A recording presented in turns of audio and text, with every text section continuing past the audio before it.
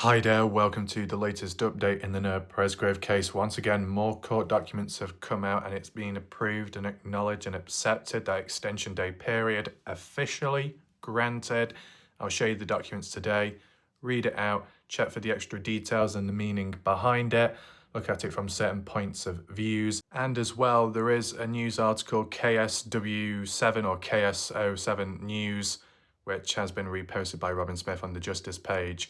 I will be reading that out as well, probably starting off first to set the scene, look at the details within it, check for any information of interest, see if there's any corrections that needed to be made, and if there's any previous points made which we might have not looked at already. As well, I can't show you it because it's disappeared now, but just as a heads up, when it came to the Family Run Justice page, Robin Smith reshared the KS post, the news one, about it being accepted, the extension day period. In the comment section, Victor Presgrove left a comment saying lies, lies, lies.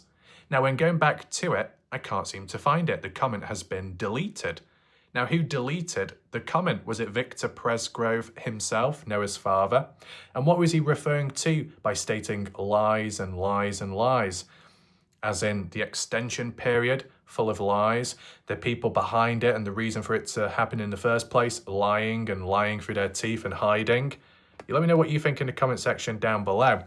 And for those that are watching the live premiere, welcome. The live chat is on the right side of the screen. Feel free to make use of it. And at any point, and for those watching on catch up, whether you agree, disagree, if you have any thoughts, theories, questions and answers, be sure to drop a comment down below under the video. It helps with spreading the awareness. And if you're able to, and if it's visible there on mobile, feel free to hit the hype button. It just helps with that awareness and that boost. If you want to catch up on recent coverage by me, missed out on any videos, you'll be able to find them all top right corner where the eye symbol is up there. And if you want to support the channel, there's a PayPal link below in the pinned message comment section and channel membership. As for the order of how we'll do things today, we'll look at the article first, analyse it, then get into the official court document papers to acknowledge it properly. And then, if there is time, I'm going to try and go on one of the Facebook pages, which kind of shows examples and screenshots of the many bold, shocking claims made by people over time, the reckless claims in which it wasn't backed up with hard evidence. So when you've seen and heard me talk about there's language and wording and there's a way around it and you have to do it to protect yourself and also to help the case and not to cause harm.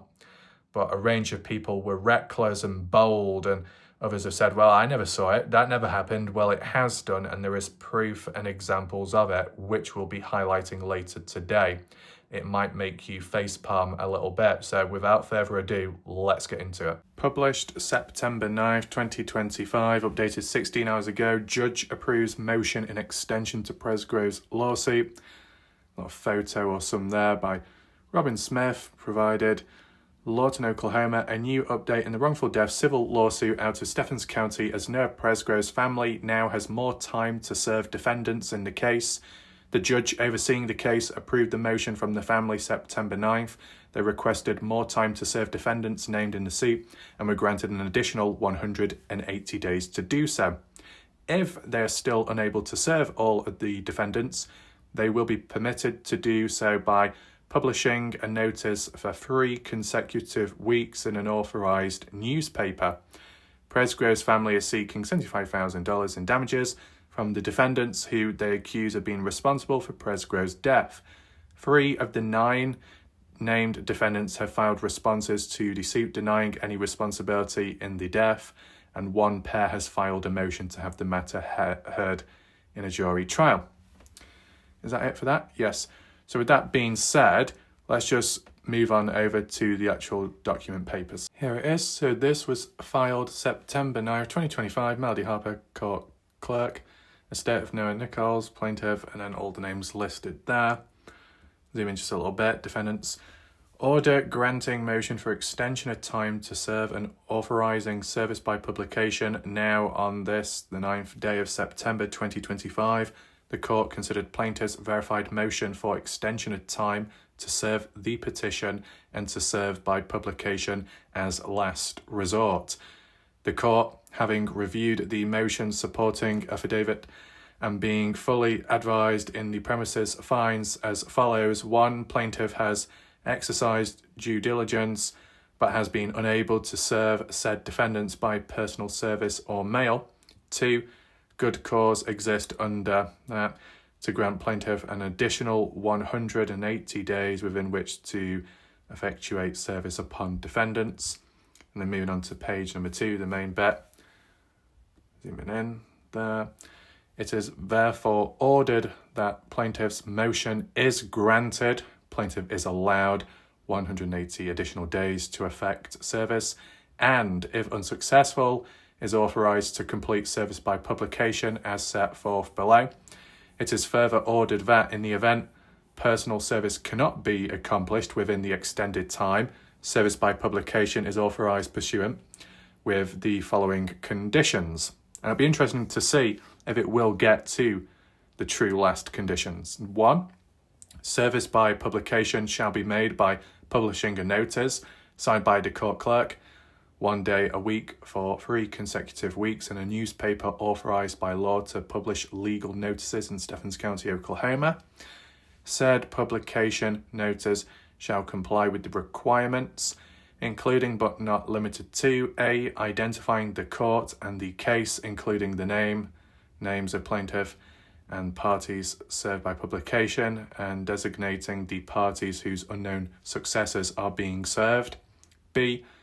Stating that the named defendants and their unknown successors have been sued and must answer the petition on or before a certain time, which shall not be less than 41 days from the first publication or judgment, the nature of which shall be stated will be rendered accordingly.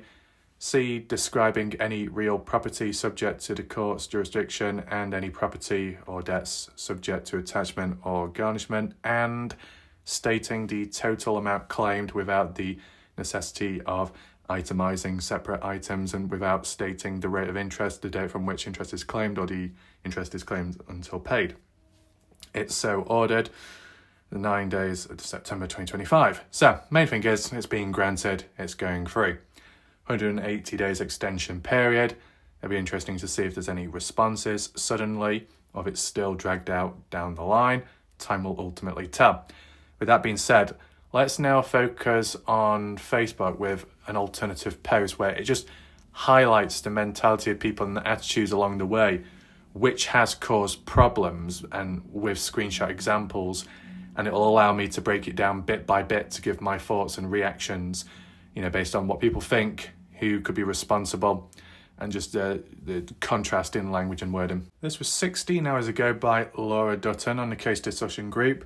Libel, the legally indefensible publication or broadcast of words or images that are degrading to a person or injurious to his or her reputation. An incidence of such publication or broadcast. Basically, a lot of words mentioned without really any hard evidence, and it can cause long-term lasting effects to the ones being called out, which at some point was noticed and witnessed, which I came across on the Army page, for example, but some people turned a blind eye and others said, oh, I never saw that, I never heard anything like that. But it doesn't just come from one place, it can come from all over the place. It can come from Reddit, it can come from YouTube, it can come from Facebook, different pages. And if we go down below, there might be some examples. I'm not going to read out every single comment because there's quite a few, but the ones that stand out I will. So let's first at least acknowledge Mike. Insinuating people are paid actors or partygoers using fake accounts or friends, etc. I know one person in these groups that Denise and I met her through her ex-husband many years ago. I forgot she's fake too, just in calling Jen Jones Stevie to police officers. Many fakes in the army though. My favourite is OHP affairs. That hasn't been forgotten, trust me. Okay. Then we've got an anonymous member here that gives examples. So, let's see. And we'll just keep it on the left side so it's easier to scroll. Laura Dutton said, didn't his family make holiday plans whilst Noah reluctantly went back to Terrell? I read that Noah spoke with his girlfriend and called his father, who supposedly was drinking with Caleb, asking for a ride whilst back at the party house. See, this is the thing. let's just look at the language and wording. I read somewhere, and okay, I read that Noah was. So not that it's an absolute fact, but what you've heard or read from somewhere, you may believe it to be true. But as we saw in 2025 onwards, Victor Presgrove had responded and said Noah never called, Noah never asked for a ride home. So it'd be classified as misinformation. Interesting, very interesting. So I'll just back out of that for a second. Laura said, maybe you should read it again, not a fact. I see no accusations or anything that would be slanderous. But let's just see if there's any better examples, of course. Laura Dutton, you're so right. Oh God, not A.J. Williams. Yes, and if Noah, his possessions to include his knocked out teeth were not removed from the party house property, as we all think, new with small exception of fake accounts here to be true, it was a gruesome death, then that should have been PC.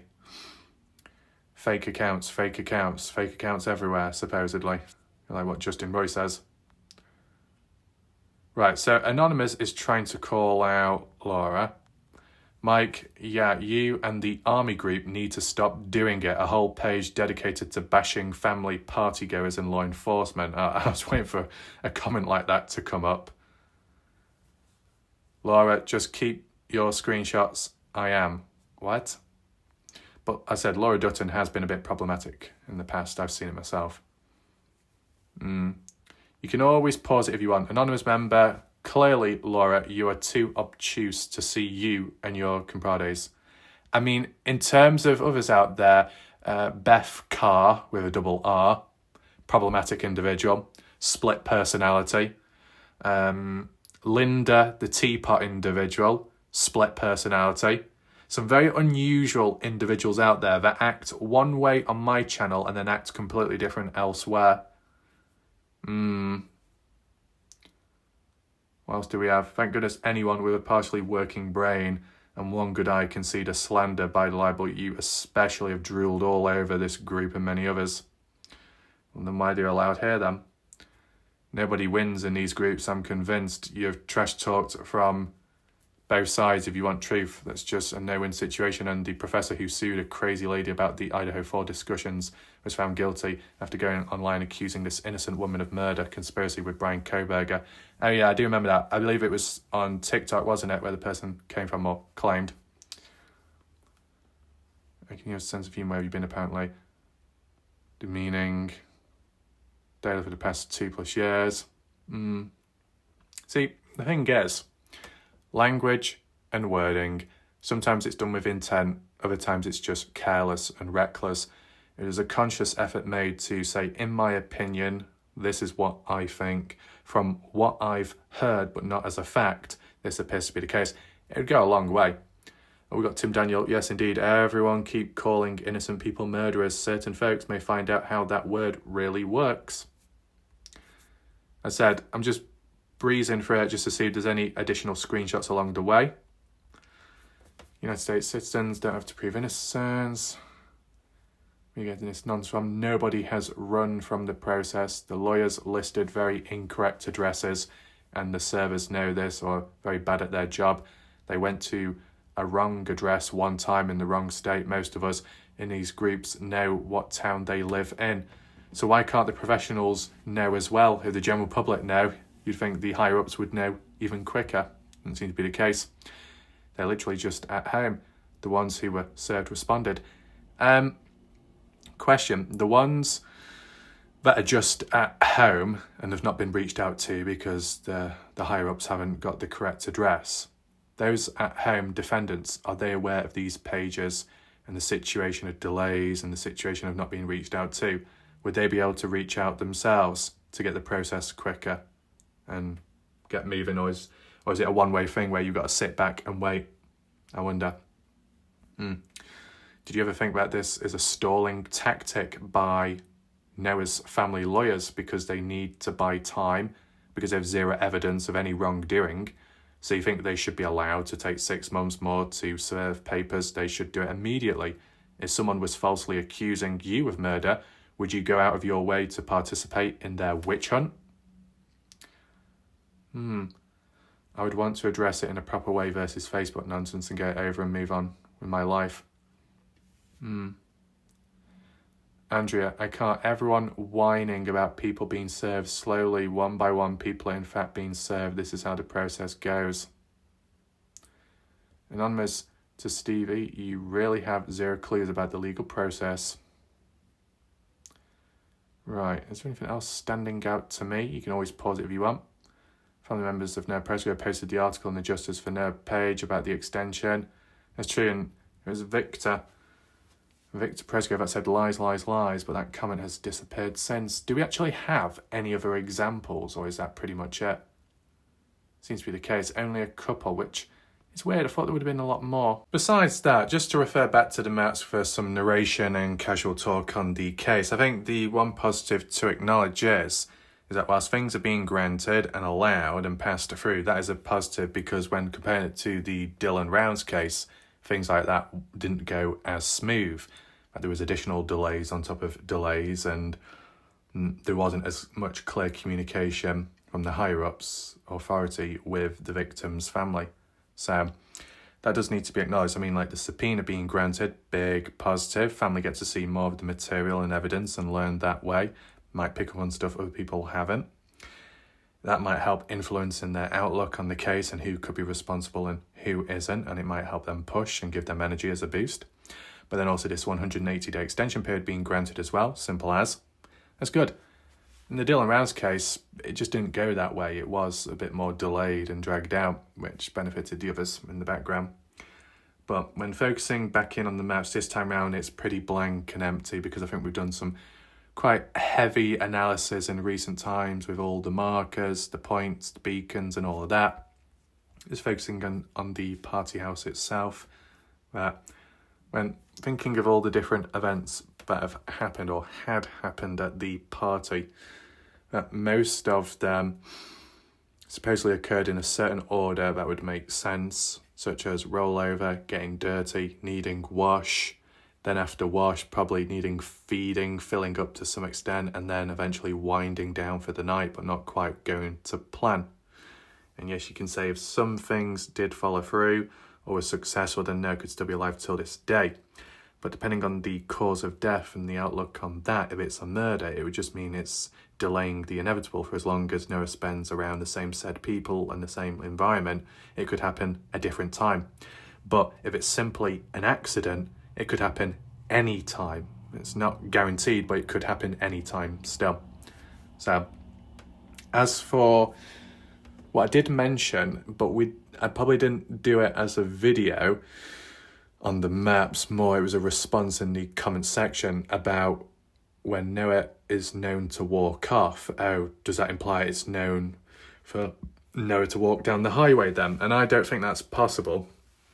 I don't think that's what Noah would do, just going all the way down the highway one way and then what, to just turn back. It just seems a bit pointless. You might as well just walk around in the field. So you can do a bit of a circular and you're away from the traffic and the hazardous areas, unless you were heading east towards the highway but not getting onto it and not the railroad tracks either. Was it Mike or was it another individual that said about it being normal for Noah to walk off? But my question would be, what's the pattern and trend with Noah walking away? How would he normally walk away? Would he normally go in a certain direction? What's the normal type of environment that Noah would be in at other parties, which would, determine how he walks away and in what direction, and more so the distance that he covers on foot?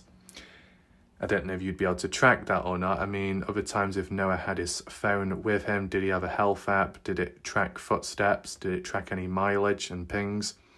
Just to compare, if there was a pattern in his movement, his whereabouts, might be normal to walk away, but was it normal to cover a certain average distance? Was it about walking to cool off, or was it more so about distancing himself from other people, either to protect oneself, to cool off, to relax, because it's getting a bit tense, right? Like with Noah Presgrave, a defense mechanism, a response to what's going on in the moment, the environment that he's in, trying to cool things down so it doesn't impact the mood of the party. But still, at the end of the day, Noah Presgrave walking away, he did make himself more vulnerable and more of a target, not directly for partygoers or friends, but just in general, right? If you separate yourself from other people and then you go down a dark alleyway at a certain time and it's dark and it's quiet and you're by yourself and you might be a bit drunk and you're not quite there with it, you are more vulnerable in that state. But if you were sober and you were with a group of people and you were walking down a pathway, daylight, well then you're not as vulnerable. Does that make sense? But I'm sure Noah Presgrave didn't have that in mind at the time. He's just walking away. Now, the other question would be, I know people said about the energy levels. After the side-by-side rollover, supposedly laughing and joking, going to the shower, but being helped up and stood up so he didn't fall over. So what, disorientated, dizzy, tired, along the lines of that. But then after teabagging and then the bedroom debacle and then walking away, how did he re-energize himself? What caused that? Drinking more alcohol? That wearing off? Or was it because of refueling, eating some food, drinking? Did that help bring his mind back? What are the possible factors in the background that may have increased his energy levels and made him a bit more active and able to move about? Because if Noah, depends what the time frame window is, from the timing of the rollover to assistance in the shower, and then from 3:30 onwards when Noah walked away. That earlier there was enough concern for certain partygoers, girls, to assist and help Noah when moving about. But when it came to 3:30 onwards, Noah was able to walk away by himself. But maybe it's because visually and based on his body language, he looked able and he was, he could do it by himself. So no one had to follow him or feel the need to. That's a way you could look at it. I know these are smaller little factors, and you should technically be looking at the big event itself, which is the death. But because that situation being back and forth, as in murder to accident to in between and then foul play to, and then the official report saying unknown, the autopsy report, maybe there might be some details which haven't been included or publicly released, so we're only seeing part of it. Other cases, when looking at the autopsy report, has been much rich in information and they might have had less injuries to the person. With Noah Presgrave, there was a lot sustained there. So I do understand and acknowledge that at a point in the case where there's only so much that you can talk about and highlight and make reference to. Recently, the Tyler Hudman situation of the routes and down the highway, driving down there, making sense of that.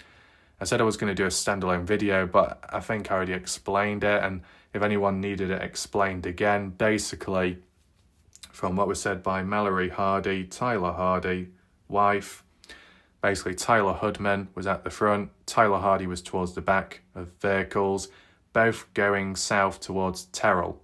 But at 7:43, Tyler Hudman worded it that he was north of Terrell, meaning he was on the east side of the highway after turning around somewhere in Terrell, trying to park up or in the process of doing that. To be north of Terrell means you're going away from Terrell, because north is the opposite direction of Terrell. Terrell south, Ryan, for example, is north, and that's the direction that Tyler Hudman was going in to be able to turn around up to Ryan, right?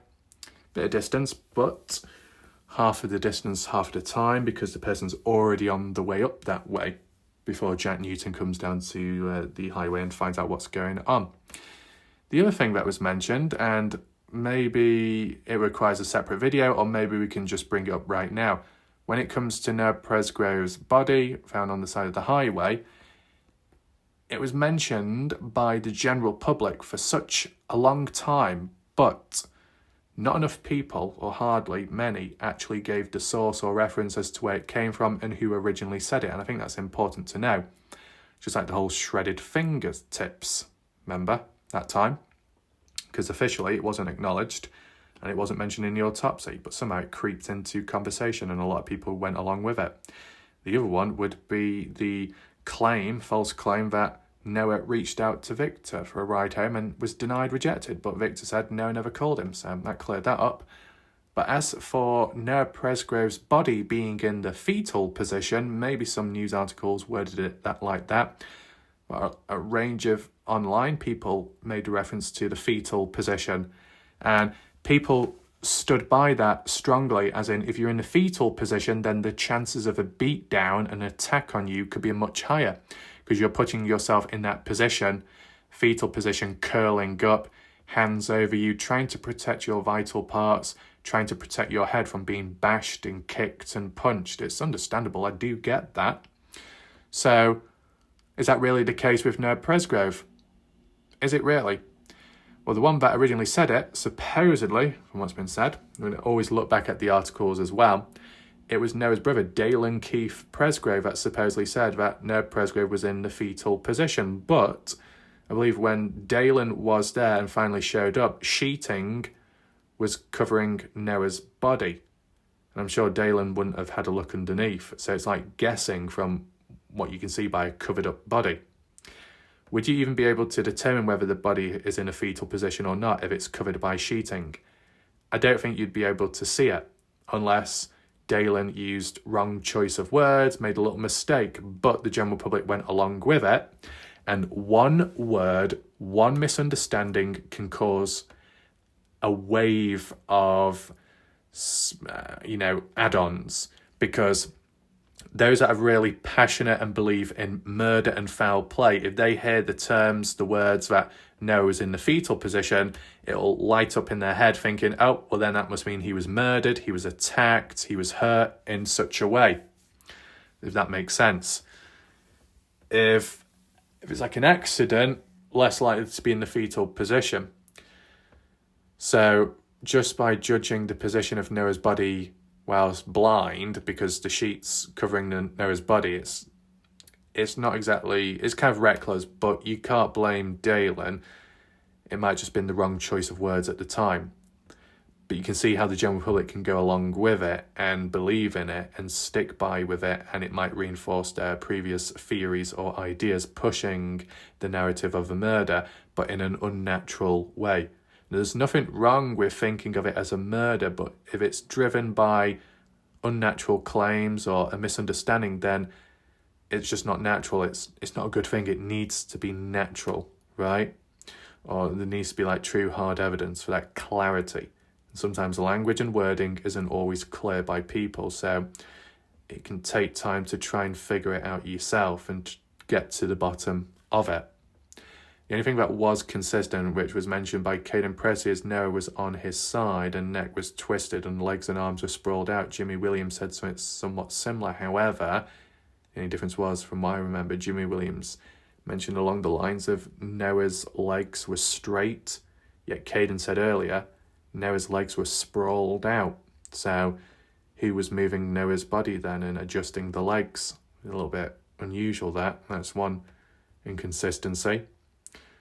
But to be honest, in terms of true ground-breaking additional material, photos, videos, that just hasn't come about in recent time, but it's always possible that it could come back. Depends.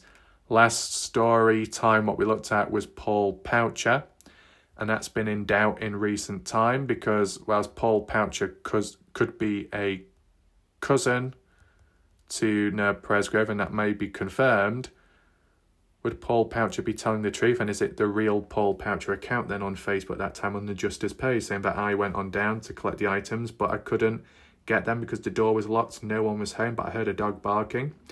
I saw through the glass window of the porchway door and saw the items on the other side on a table, but could you really see that when the glass panel, the little window is kind of obscured and you can't really see through? And on top of that, if the lights are already off and it's dark inside, you're not going to be able to see through on the other side because there's nothing illuminating. So that's weird. But once again, with what Paul Poucher said, whether it's true or not, when the general public see it for those words, they see that bleach, the smell of it, and items on the other side of the doorway, people then instantly think, well, foul play, a clean-up job, suspicious, dodgy, what the hell's going on?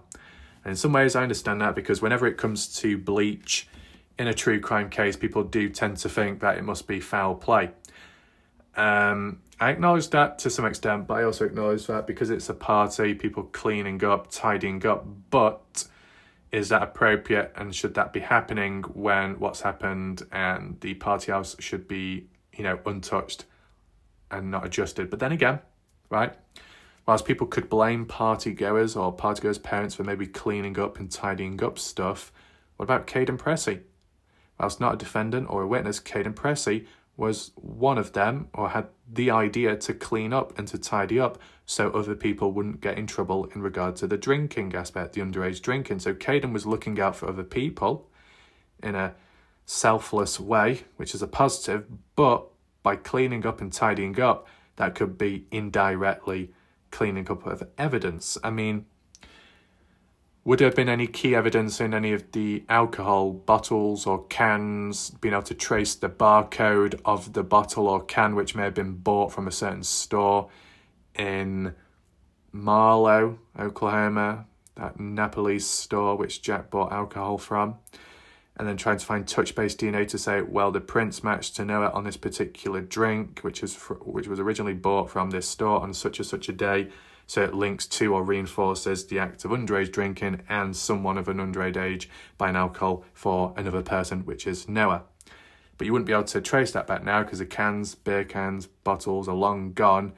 And maybe indirectly, when Caden was tidying some of the stuff up, maybe Caden Pressey indirectly, accidentally tidied up some evidence unknown to him at the time.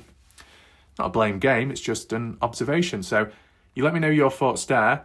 And if you pick up on anything else, you can also let me know in the comment section if there is a map analysis you would like to see of a certain event from the party, post or before. If there's a different location you would want to be checked out, because we've done the highway, we've done the party house, the property. We've done a tiny bit on that, but not so much. We've done a tiny bit down here, but really not that much. And then we've done some coverage on the Red River area. I've done a little bit of coverage on Waurika, of course. Where's Waurika anyway? Okay, I've gone off track. Oops. But the thing is, with Waurika, that was to do with Sunday breakfast time. And then, yeah, that was pretty much it, to be honest. So I think we'll leave it there for now. It was just a bit of a roundup, just tying up some loose ends, because I wasn't able to show you the other court documents yesterday, because by the time I did the video and recorded it all and uploaded it, the other papers came out later. So I thought I'd just tie it up now, add it in. So I hope you enjoyed the video, found it somewhat interesting. Be sure to hit the like button, thumbs up, and I'll see you next time. My name's WarLike Wrath. Thanks for watching. Goodbye. Good night for now.